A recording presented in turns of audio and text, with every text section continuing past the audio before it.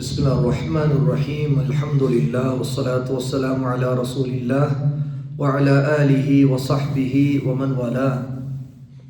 Kitabul Arba'in fi madhhabi salaf. சலஃபாகிய சஹாபாக்களுடைய கொள்கை அல்லது பாதை குறித்த 40 நபிமொழிகளில் 5வது நபிமொழி. عن ابن عباس رضي الله تعالى عنهما قال. இப்னு அப்பாஸ் அப்துல்லா இப்னு அப்பாஸ் ரலியல்லாஹு அன்ஹுமா அவர்கள் அறிவிக்கிறார்கள், قال رسول الله صلى الله عليه وسلم لمعاذ بن جبل حين بعثه إلى اليمن. முஆத் இப்னு ஜபல் ரலியல்லாஹு அன்ஹு என்கிற நபித்தோழரை யமன் தேசத்திற்கு ஆளுநராக அனுப்பி வைக்கும் போது அல்லாஹ்வுடைய நபி ஸல்லல்லாஹு அலைஹி வஸல்லம் சொன்னார்கள், இன்னக சதஅதி கௌமன் அஹ்ல கிதாப். முஆத் அவர்களே, நீங்கள் வேதம் கொடுக்கப்பட்ட ஒரு சமுதாயம், அதாவது யூதர்கள் கிறிஸ்தவர்கள், இவர்கள் வாழக்கூடிய ஒரு தேசத்திற்கு நீங்கள் போகிறீர்கள். فَإِذَا جِئْتَهُمْ فَادْعُهُمْ إِلَى أَن يَشْهَدُوا أَن لَّا إِلَهَ إِلَّا اللَّهُ وَأَنَّ مُحَمَّدًا رَّسُولُ اللَّهِ. நீங்கள் அங்கே போன பிறகு முதலில் அவர்களை வணக்கத்திற்குரிய இறைவன் அல்லாஹ்வை தவிர வேறு யாரும் இல்லை என்கிற ஷஹாதா என்கிற சாட்சியத்தின் பக்கம் அவர்களை அழையுங்கள். முஹம்மது அல்லாஹ்வுடைய ரசூல் தூதர் என்கிற சாட்சியத்தின் பக்கம் நீங்கள் அவர்களை அழையுங்கள். ஃபஇன்ஹும் அதாஉ லக பிதாலிக். இதற்கு அவர்கள் கட்டுப்பட்டு ஏற்றுக்கொண்டு விட்டால் فأخبرهم أن الله قد فرض عليهم 5 صلوات في كل يوم وليلة. அவர்களுக்கு நீங்கள் இதற்கு பின்பு நீங்கள் தெரியப்படுத்துங்கள், அல்லாஹ் அவர்கள் மீது 5 வேளை தொழுகையை, இரவும் பகலுமாக 5 வேளை தொழுகையை கடமையாக்கி இருக்கின்றான் என்பதை அவர்களுக்கு தெரியப்படுத்துங்கள். ஃபஇன்ஹும் அதாஉ லக பிதாலிக். இதற்கும் அவர்கள் உங்களுக்கு கட்டுப்பட்டு நடந்து கொண்டால் فأخبرهم أن الله قد فرض عليهم صدقة تؤخذ من أغنيائهم فترد على فقرائهم. அதற்கு பின்பு அவர்களுக்கு நீங்கள் தெரியப்படுத்துங்கள், அவர்களில் இருக்கின்ற செல்வந்தர்களிடமிருந்து தர்மங்களை எடுத்து அவர்களில் இருக்கின்ற ஏழைகளுக்கு கட்டாயம் கொடுக்கப்பட வேண்டும் என்று அது கடமை என்பதை அவர்களுக்கு தெரியப்படுத்துங்கள். ஃபஇன்ஹும் அதாஉ லக பிதாலிக். இதையும் அவர்கள் ஏற்றுக்கொண்டு கட்டுப்பட்டு நடப்பார்களானால் ஃபஇய்யாக வகராயிம அம்வாலிஹிம் வத்தகி தஅவத்தல் மظ்லூமி ஃபஇன்னஹு லைஸ பைனஹு வ பைனல்லாஹி ஹிஜாப். அவர்களிடம் இருக்கிற செல்வந்தர்களிடமிருந்து நீங்கள் ஜகாத் சதகாக்களை வாங்கும்போது சிறந்த பொருள்களை அவர்களிடம் எடுப்பதை நீங்கள் தவிர்த்து கொள்ளுங்கள், அதை மதித்து நடங்கள். மேலும் பாதிக்கப்பட்ட அநீதி இழைக்கப்பட்டவனுடைய துஆவிற்கு பிரார்த்தனைக்கு நீங்கள் அல்லாஹ்வுக்கு அஞ்சி நடந்து கொள்ளுங்கள். ஏனென்றால் அவருடைய பிரார்த்தனைக்கும் அல்லாஹ்வுக்கும் இடையே எந்த திரையும் இல்லை என்று ரசூலுல்லாஹ் ஸல்லல்லாஹு அலைஹி வஸல்லம் முஆத் இப்னு ஜபல் ரலியல்லாஹு அவர்களுக்கு சொல்லி அனுப்பினார்கள். இமாம் புகாரி ரஹிமஹுல்லாஹ் 1425வது ஹதீஸாக இதை பதிவு செய்கிறாங்க. இமாம் முஸ்லிம் இதை 29வது ஹதீஸாக பதிவு செய்கிறாங்க. இந்த ஹதீஸிலிருந்து மிக முக்கியமாக சமூகத்தில் அல்லாஹ்வின் பக்கம் மக்களை அழைக்கிற அந்த பணி, அதனுடைய முறை என்ன என்பது தெரிய வருகிறது.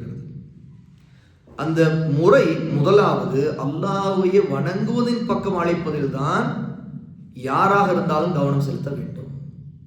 ரசூல் ஸல்லல்லாஹு அலைஹி வஸல்லம் யமனுக்கு ஆளுநராக அனுப்பி வைக்கிற முஆதுக்கு சொல்லி அனுப்பக்கூடிய மிக முக்கியமான தாவாவுடைய முறை, முதலில் அந்த வேதம் கொடுக்கப்பட்டிருக்கிற யூதர்கள் கிறிஸ்தவர்களை நீங்கள் அழைக்கும் பொழுது லா இலாஹ இல்லல்லாஹ் முஹம்மது ரசூலுல்லாஹ் என்கிற ஷஹாதாவின் பக்கம் தான் நீங்கள் அழைக்க வேண்டும் என்று சொல்கிறார்.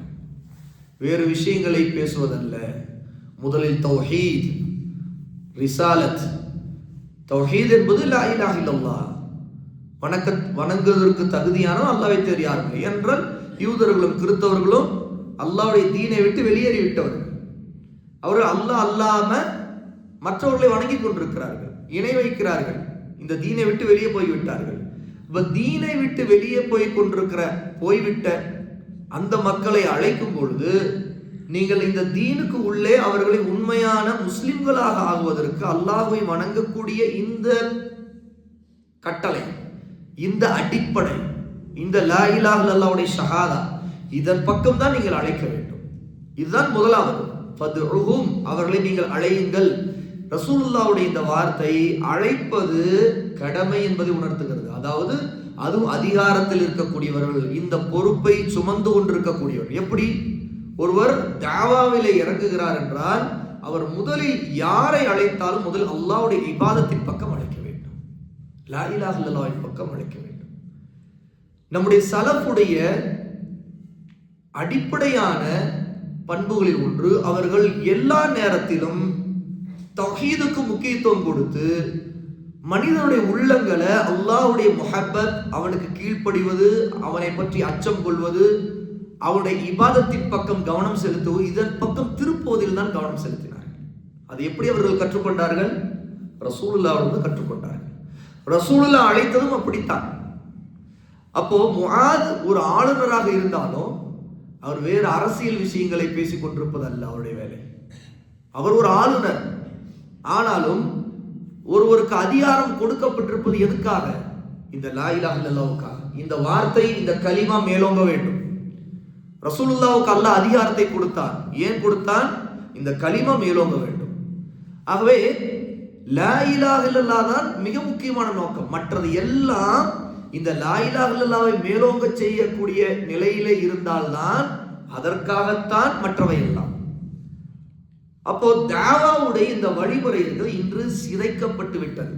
இன்று நம்முடைய மக்கள் கூட்டம் கூட்டமாக, கட்சிகளாக, அமைப்புகளாக, ஜமாத்துகளாக பிரிந்து பலவிதமான அஜெண்டாக்கள், சில நோக்கங்கள், அவர்கள் முன்னுரிமை கொடுக்கிறது எதற்காக என்று பார்த்தால் நமக்கு தெரியும். யாரை கேட்டாலும் நாம் சொல்லுவோம், ஆமாம், அவர்கள் லா இலாஹ இல்லல்லாஹ்வை முன்னுரிமை கொடுத்து அதற்காக அந்த தாவாவை பரவலாக்கி மக்களை அல்லாஹ்வின் பக்கம் கொண்டு வர வேண்டும்ங்கிற நோக்கத்தில் அவர்கள் செய்யவில்லை. இது உண்மையா இல்லையா? அல்லாஹ் கஞ்சி நாம் சொன்னால் உண்மை அது. அப்போ தாவாவுல சலஃபுடைய தாவா ஏன் இந்த அளவுக்கு தெளிவா இருக்கு என்றால், இது சஹாபாக்கள் இப்படித்தான் ரசூலுல்லாஹ் வளர்க்கப்பட்டாங்க. ஆகவேதான் அவர்கள் எந்த திசையில, எந்த நாடுகளுக்கு போன போதும் அவர்களுடைய அழைப்பு எல்லாம் தௌஹீதுல் இபாதா, அல்லாஹ்வை வணங்க வேண்டும்ங்கிற தௌஹீதின் பக்கம் அழைப்பதாகத்தான் இருந்தது. நம்முடைய உலமா, சுன்னாவுடைய உலமாக்கள் இந்த அடிப்படைக்கு ஆகப்பெரிய முக்கியத்துவம் கொடுத்தார்கள். ஆகவேதான் அவர்கள்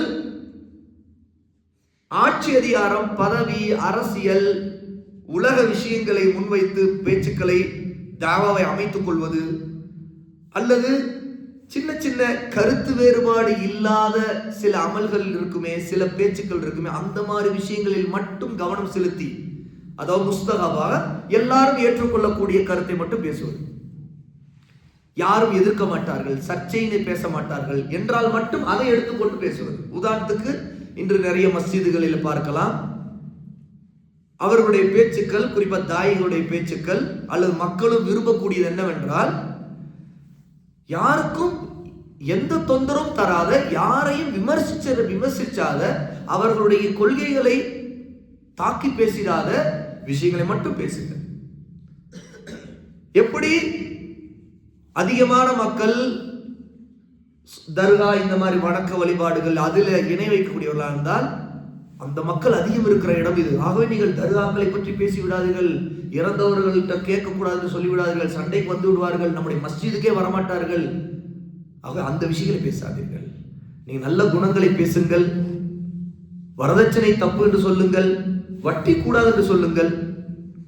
அப்போ இந்த மாதிரி யாருக்கும் எந்த குறையும் வந்துடக்கூடாது, யாரும் மனம் நொந்துடக்கூடாது. அரசியலை பேசிவிடாதீர்கள் என்றால் எங்களுக்குள்ளே அரசியலை பேசக்கூடாது என்றால் அரசியலின் பெயராக முஸ்லிம்கள் என்னென்ன ஷிர்கிலே கூட விழுகிறார்கள், பிதஅத்துகளை விழுகிறார்கள், அதை பேசிவிடாதீர்கள். அரசியல் பெயரால் இன்று மக்கள் எப்படி பிரிந்து கிடக்கிறார்கள், அதை பேசாதீர்கள். ஏன்? அங்கு உட்கார்ந்து இருக்கிற மக்கள் ஒவ்வொருத்தரும் ஒரு குறிப்பிட்ட கட்சிக்காரர்கள். அவர்களுக்கு தங்களுடைய கட்சியை அவர் சொல்லுகிறார், தங்களுடைய தலைவரை அவர் விமர்சிக்கிறார். அந்த கோணத்தில் தான் மக்கள் பார்ப்பாகவே நமக்கு எதுல யாருக்கும் கருத்துரு விளந்துட வேண்டாம். அவங்கவுங்க கொள்கையில் இருந்துட்டு போறாங்க. அமைப்புகள்ல இருக்கக்கூடிய ஃபித்னாக்கள், வழிகேடுகள், தலாலத்துகள் எவ்வளவு பரப்பப்படுகிறது. அப்போ சலஃப் இப்படி இருந்தது இல்லை. நம்முடைய சஹாபாவுடைய பாதை இது இல்லை என்று சொன்னால் மக்களை உசுப்புவதற்கும் தூண்டி விடுவதற்கும் அந்தந்த குறிப்பிட்ட கோஷ்டிகளில் இருக்கக்கூடிய நிர்வாகம் அல்லது தலைவர் அல்லது அது தொடர்பான மக்கள் மிகப்பெரிய அறியாமையில இருப்பதால் அவர்களுக்கு இந்த குர்ஆன் சுன்னாவுடைய அறிவு போகும்போது அந்த அறிவு அவருடைய கொள்கையை அவருடைய பாதைக்கு எதிராக வந்து நிற்கும்போது உடனே அப்படி திரும்பி யார் அந்த கொள்கையை பாதையை சொல்லுகிறார்களோ அவர்களுக்கு எதிராக திரும்புவது இன்று வழக்கத்தில் இருக்கக்கூடிய ஒரு மிகப்பெரிய முசீபா, துன்பம். அப்படின்ற சத்தியத்தை சொல்வதற்கு இன்று மக்கள் மிக கடும் நெருக்கடியை சந்திக்க வேண்டியது, குறிப்பா அழைப்பாளர்கள். இங்கே பாருங்கள், ரசூலுல்லாஹி ஸல்லல்லாஹு அலைஹி வஸல்லம் யூதர்களும் கிறிஸ்தவர்களும் இருக்கக்கூடிய நாட்டிற்கு போகும்போது அவர்கள் உங்களுக்கு கீழே வாழ அவருடைய மதம் சம்பந்தப்பட்ட விஷயங்களில் முஆது பேசி விடாதீர்கள் என்று சொல்லவில்லை. என்ன சொல்லுகிறார்கள்? லா இலாஹ இல்லல்லாஹ் முஹம்மது ரசூலுல்லாஹை பேசுங்கள். ஆட்சியாளர் அவருக்கு எதிராக மக்கள் திரளுவாங்க இல்லையா?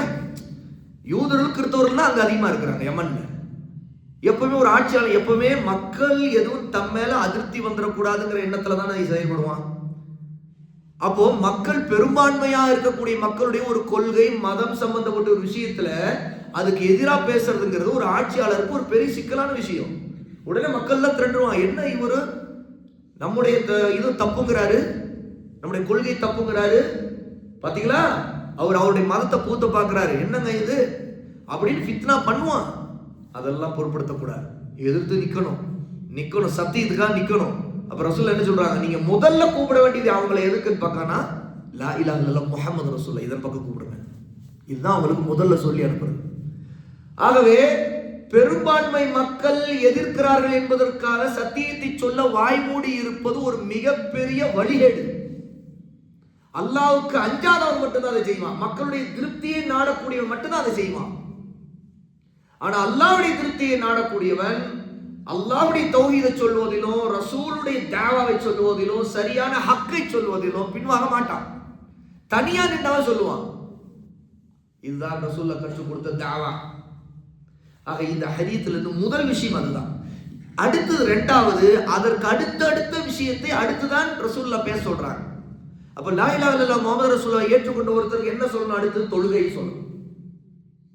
தொழுகை கடமைங்கிறத அவங்களுக்கு வலியுறுத்தணும், அவங்களுக்கு தெளிவுபடுத்தணும். அது தொழுகைனா என்னன்னு சொல்லி கொடுக்கணும். அப்போ முஸ்லீம்களா ஆயிட்டாங்க அப்படின்னா, ஒரு முஸ்லீம்னா லா இலாஹ இல்லல்லாஹ் சொல்லி முஸ்லீம் ஆயிட்டார், அவருக்கு என்ன அடுத்த கடமை?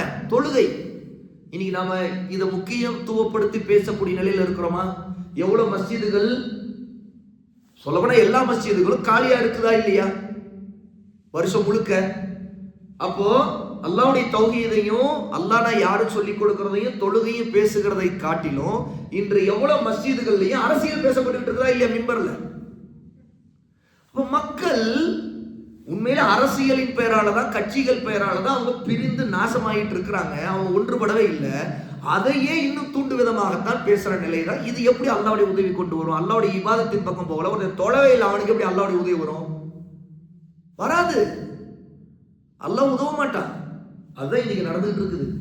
அப்ப இங்க ரசூல் ஸல்லல்லாஹு அலைஹி வஸல்லம் அந்த வேதம் கொடுக்கப்பட்ட மக்கள் தௌஹீதை ஏற்றுக்கொண்டா நீங்க தொழுகையை கடமையா உங்களுக்கு சொல்லுங்கிறாங்க.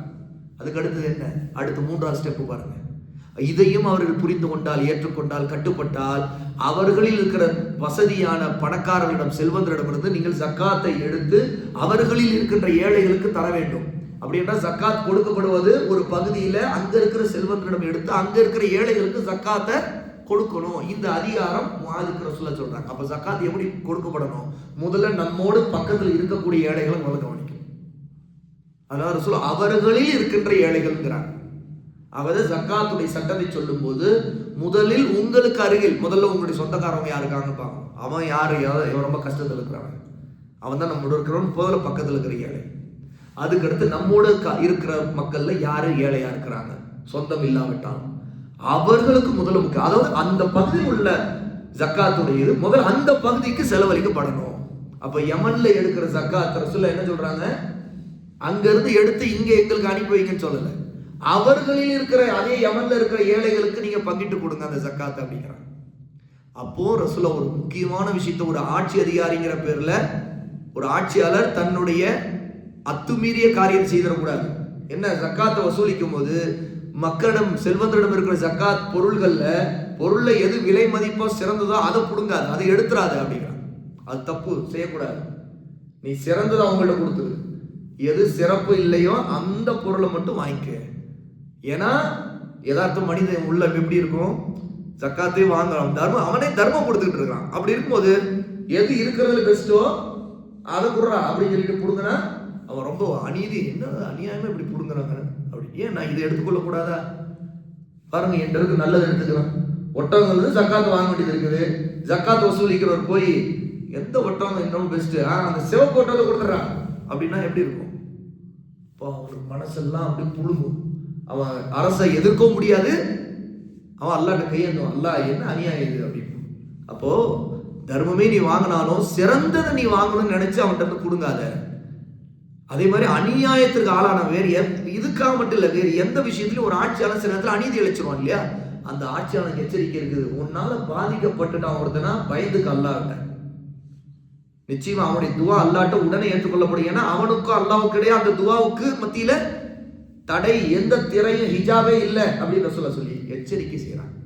ஆகவே இந்த எல்லா விஷயங்களும் இந்த ஒரு ஹதீஸ்ல தெரியுது. நம்முடைய சலஃப் இப்படிதான் இந்த தீனை விலகி அமல் செய்திருக்கிறாங்க.